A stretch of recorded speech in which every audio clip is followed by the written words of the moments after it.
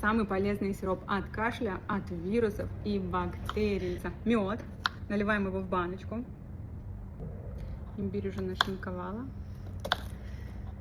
И сюда в мед выкладываем имбирь. Лимон также туда. Но сейчас мы его дорежем. Лимон. Лук, чеснок, имбирь. А ты зачем записываешь корень куркумы? Конвуре идет. Если у кого нет корня куркумы. Лук еще, красный лук обязательно. Гвоздика, бесполезное средство. Черный горох.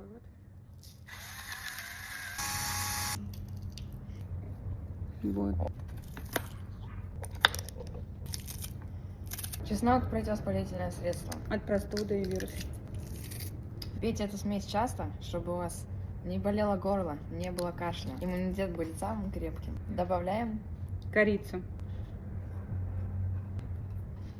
Заливаем все это медом. и вы скажете точно спасибо. Мы уже пробуем. Все классно, да? Вообще классно. Мне, кстати, тоже понравилось. Не ожидал. Я тоже не ожидала. Оно еще настоится и будет прям... Не забывайте подписываться, ведь у нас все о здоровье. И заботе о вас.